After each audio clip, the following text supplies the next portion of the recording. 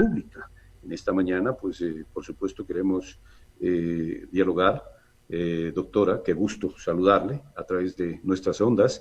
Nos escuchan en la provincia de La Suay, del Cañar y suroriente ecuatoriano. Estamos ya conectados, doctora. ¿Cómo le va?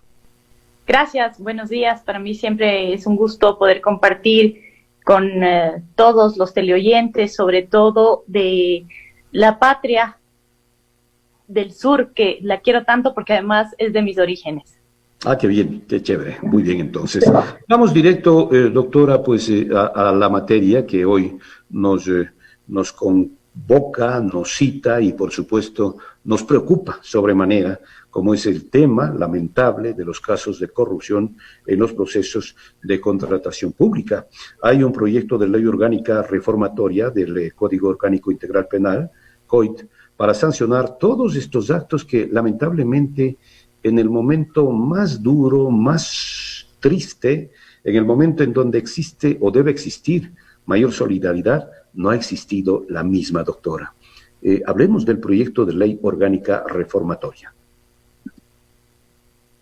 Muchísimas gracias, buenos días, saludos a todos. Bueno, en realidad hemos visto más allá de los lamentables casos que se han conocido por los medios de comunicación social, que se requiere una normativa penal y administrativa para fortalecer este control en contrataciones en situaciones de emergencia. Es por esto la presentación de este proyecto de ley, justamente para fortalecer ciertos mecanismos, siempre absolutamente en la línea de la cero tolerancia a la corrupción que el señor presidente de la República, Lenín Moreno, la ha tenido desde el primer año de su mandato.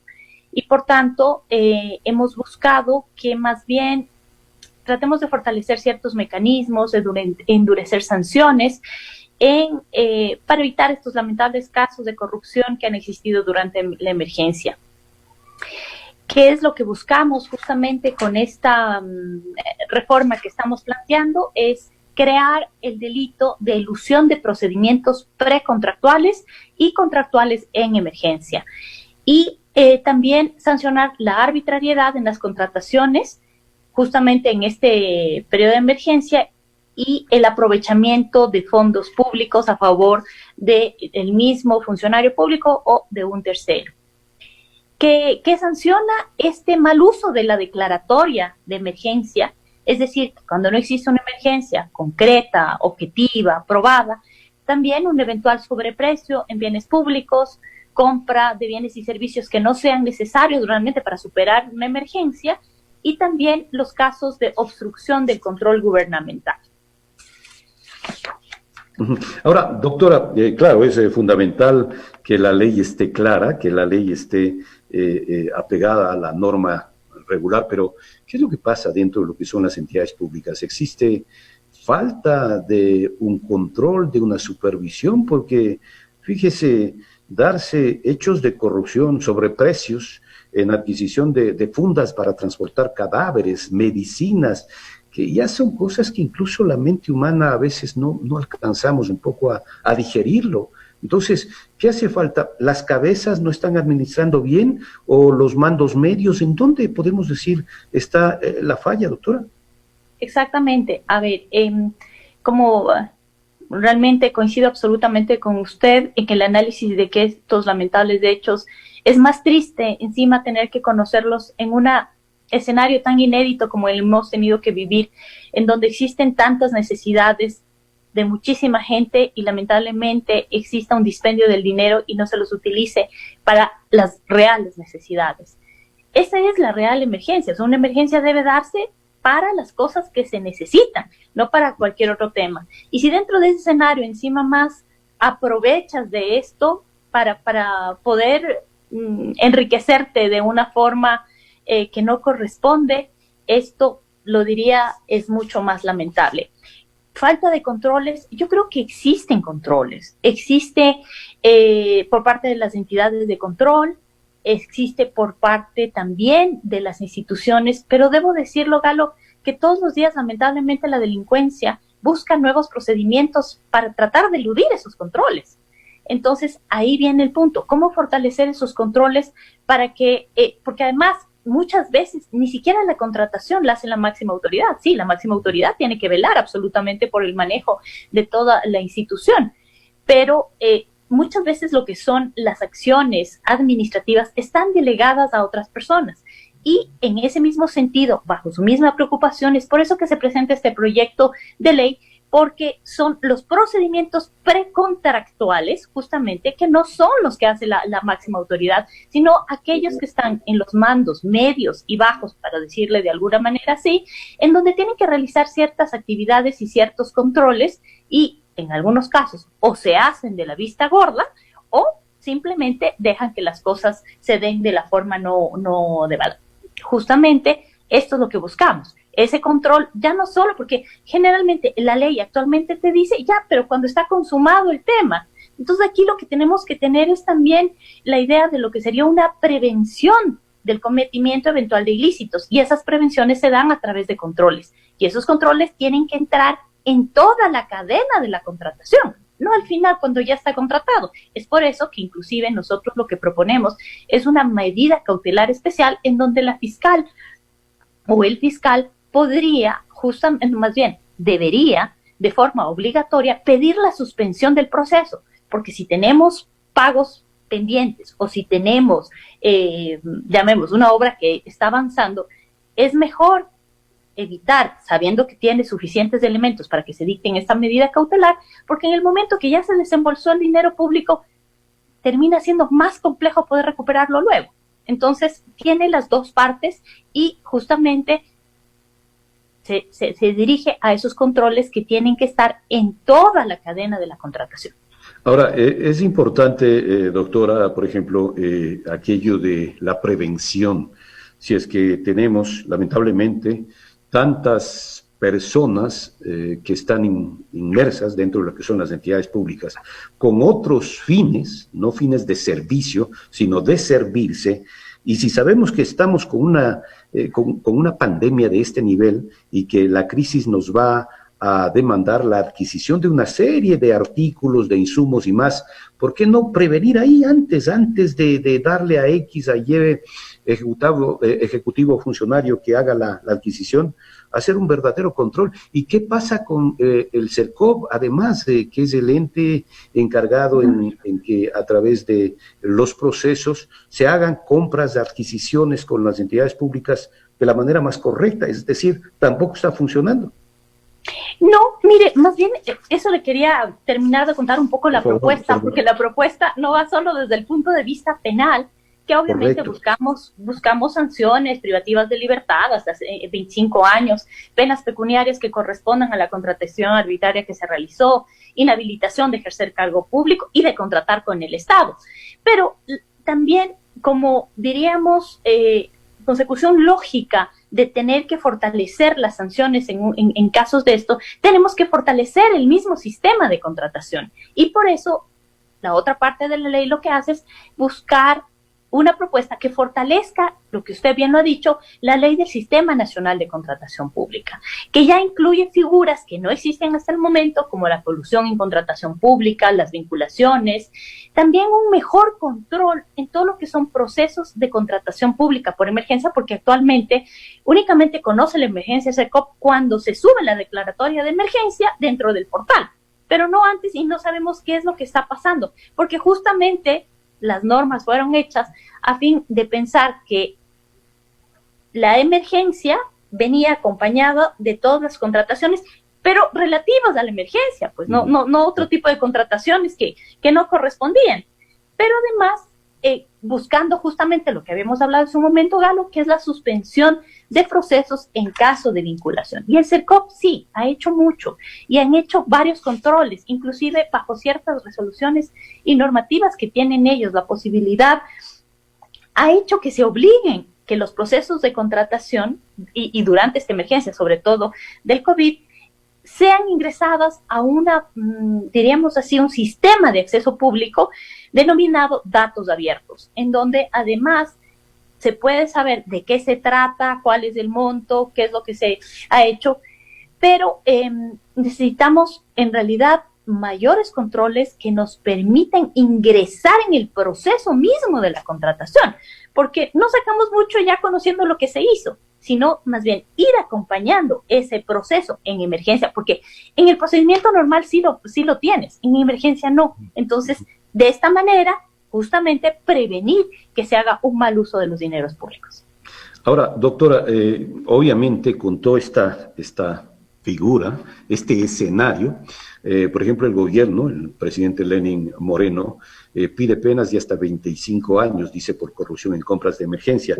Es decir, de pronto esto es recién un planteamiento. Antes no había una pena, me imagino, con estas características. Eso con el fin de que los funcionarios responsables, en su momento de adquirir este tipo de insumos o cualquier tipo de compras, ya sepan pensar no una, dos, sino 100 veces si hacen o no un acto de corrupción, porque van a tener que ser sancionados con todo el peso de la ley. Eso sería importantísimo dejarlo muy planteado. Ahora, en ese plano, esperemos que la Asamblea dé paso positivo, doctor.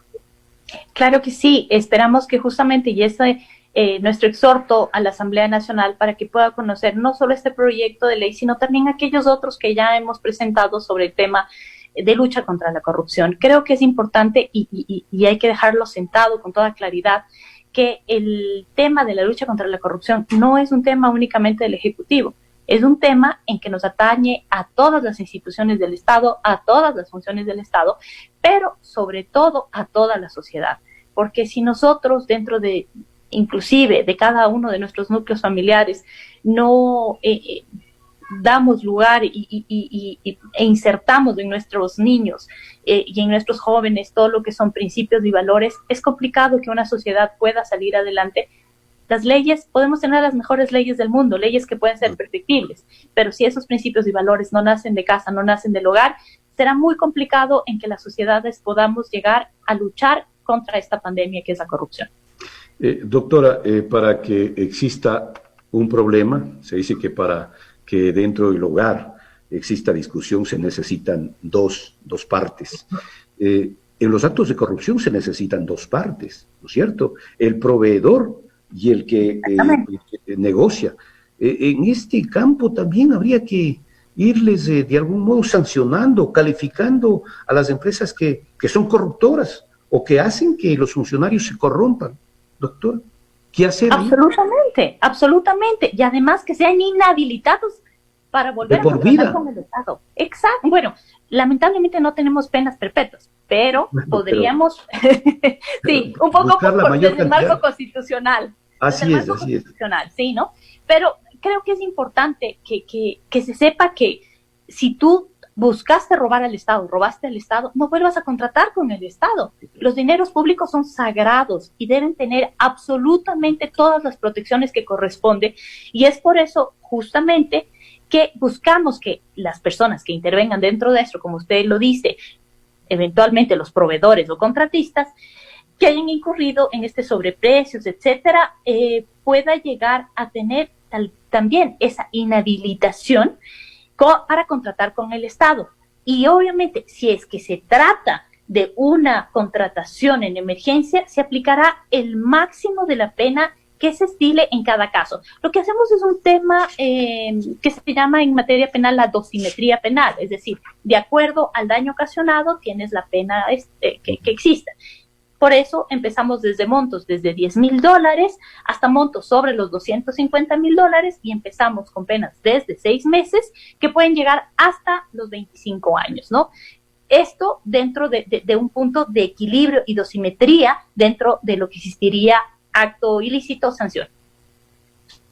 Claro, o sea, es fundamental aquello de la sanción en base al monto, en base a la actitud de tanto el proveedor como el funcionario. Ahora, la gente se pregunta, doctora, hay hechos, hay casos ya demostrados de corrupción y prácticamente las penas, claro, no está todavía en vigencia la nueva ley en torno a las sanciones, pero también debería no solamente haber la sanción, sino el revertir o el devolver los dineros mal habidos a las arcas del Estado, porque está bien, yo me voy 6 años, 5 años, qué sé yo, a cárcel, pago mi pena, por buena conducta me bajarán, no sé si un par de añitos, no sé cuántos, pero salgo bien apeltrechado para disfrutar ese dinero mal habido. Entonces, no solamente debería ser la pena de privación de libertad, sino también la devolución de esos recursos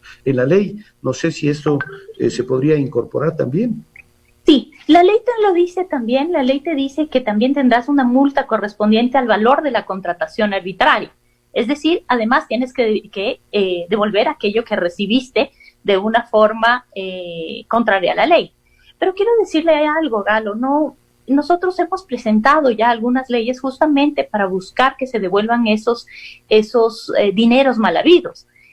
Y estas leyes también se encuentran en la Asamblea, pero dentro de esto también hemos buscado inclusive dar incentivos a quienes nos cuenten dónde están los bienes y cómo podríamos llegar a recuperarlos, con un procedimiento que permita, llamemos así, respetar el absoluto debido proceso que tiene constitucionalmente todos los ciudadanos ecuatorianos, pero que obviamente tengan un procedimiento que nos permita de forma mucho más rápida y no esperar al fin del proceso para que se pueda devolver estos bienes, que muchas veces usted sabe que ya los cambian de nombres, los ponen en otros sitios, entonces es mucho más complejo seguir eso. Y también recuerde que propusimos la ley de extinción del dominio para que aquellos bienes que tengan un origen ilícito puedan ser devueltos a las arcas estatales. Entonces, realmente todas aquellas propuestas que hemos venido haciendo son para cumplir todos aquellos objetivos y dar esas respuestas que los ciudadanos requerimos. Esperemos, y por eso le digo, exhorto a la Asamblea Nacional y como siempre absoluta apertura por parte de la Secretaría Jurídica de la Presidencia para que podamos analizar y fortalecer. Lo que nosotros hacemos es presentar propuestas, pero creo que en conjunto podemos fortalecerlas, mejorarlas y sacarlas adelante y así poder dar esas respuestas que todos los ciudadanos buscamos. Doctora, la propuesta del gobierno ya ha sido calificada por el CAL, ¿no?, por el Consejo Administrativo de la Legislatura, y será en próximos días tramitada en la Comisión de Justicia. ¿Cuál es la expectativa que ustedes como gobierno tienen al respecto de este trámite en la Comisión de Justicia de la Asamblea?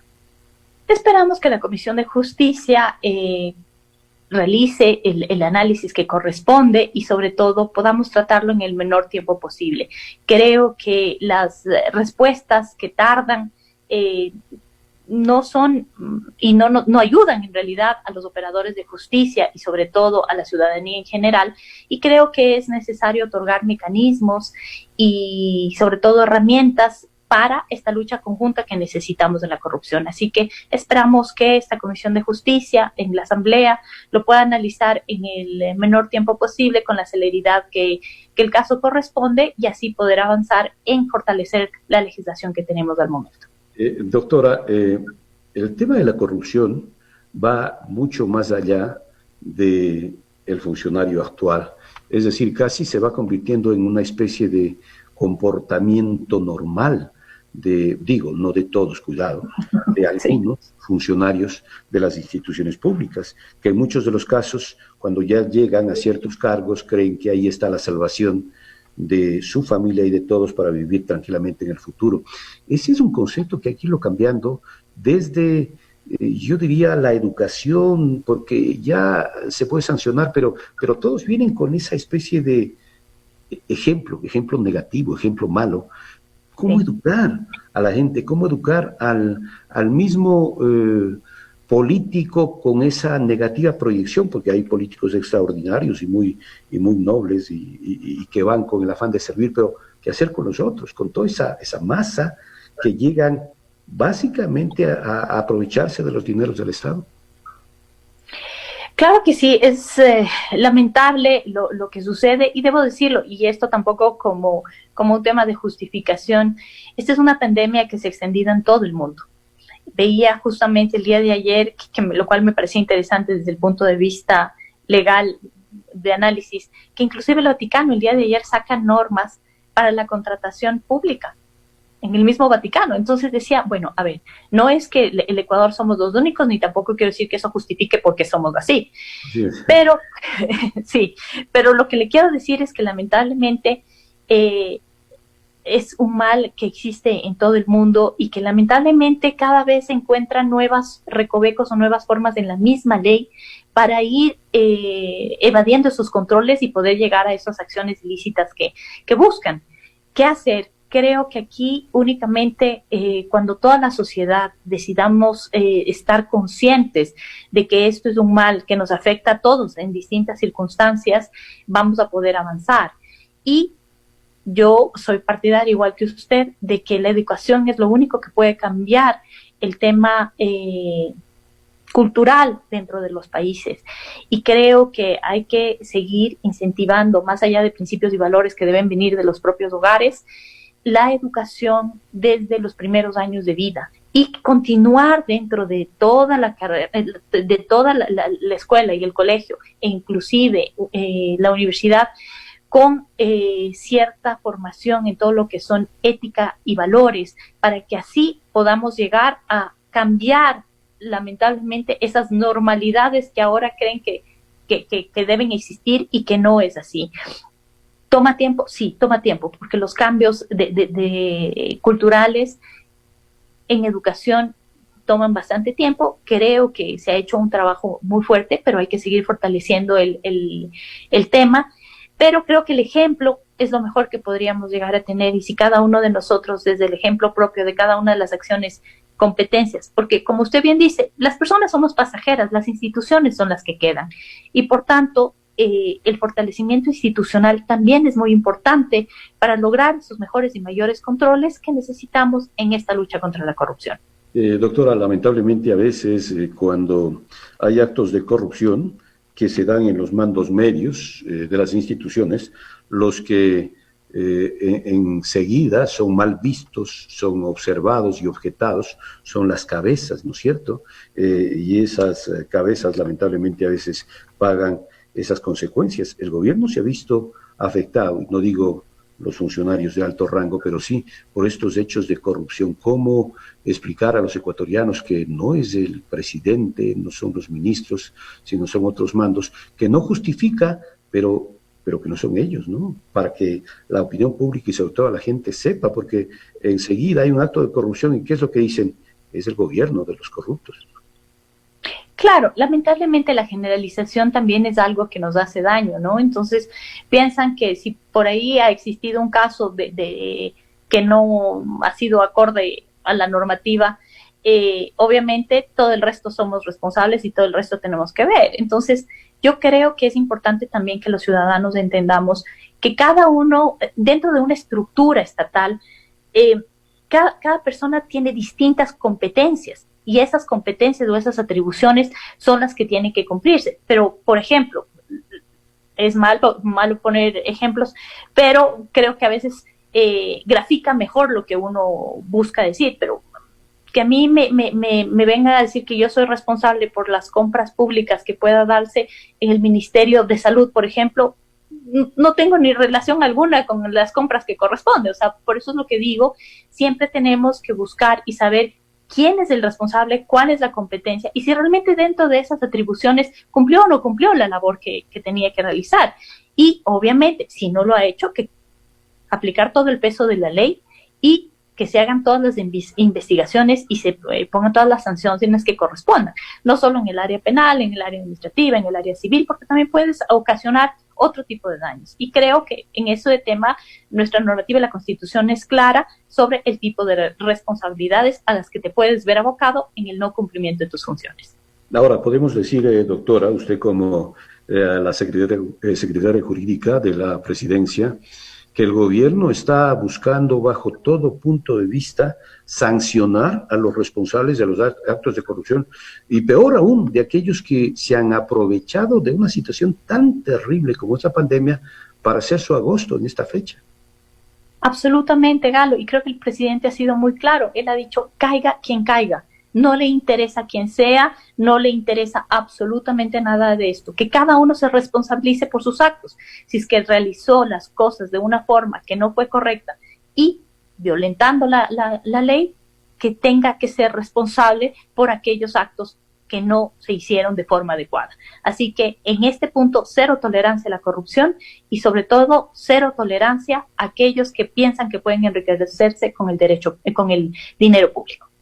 Así es, aspiramos y esperamos sobre todo que se sancione con el mayor peso de la ley a los oportunistas de esta pandemia y que también se devuelva esos recursos mal habidos, porque qué bien que le haría a las arcas del Estado, que en este momento pues absolutamente son bastante alecaídas y bastante débiles, doctora. Sí, absolutamente. Más allá de esa recuperación que podría ayudar, como usted bien lo dice, mucho adentro de las arcas del Estado por este inédito momento que hemos vivido con esta pandemia y sobre todo la caída de los precios de petróleo a nivel internacional, que han afectado absolutamente las arcas del Estado. Creo que sería realmente vital esa recuperación y tenemos que seguir luchando para eso, pero sobre todo porque creo que más allá del gobierno que esté de turno, más allá de los ecuatorianos, la sociedad, necesitamos que las cosas se hagan de forma correcta. Y creo que eso es lo más importante, más allá de que si ahora eres o no eres funcionario público o si perteneces o no. Son las instituciones y los órganos de control los que deben fortalecerse para encontrar los mejores y mayores resultados. Así es, doctora. Queremos agradecer esta mañana su comparecencia y el habernos dado estos momentos para dialogar sobre esto que está tan mal visto en esta situación tan caótica que vivimos, los hechos de corrupción y el haberse aprovechado de la pandemia de algunos funcionarios para hacer de las suyas, doctora. Muchas gracias por su presencia y bueno, sigan adelante porque la gente quiere no solamente la difusión de hechos de corrupción, sino la sanción a los responsables. Muchísimas gracias, Galo, gracias por esta entrevista. Un saludo especial a todos los teleoyentes y esperamos vernos pronto. Gracias, doctora. Son las 8 de la mañana con 38 minutos. Queremos agradecer esta mañana la presencia a través de este videoconferencia de la doctora Joana Pesantes, secretaria jurídica de la Presidencia de la República. Volvemos enseguida. En M921 es hora del espacio publicitario.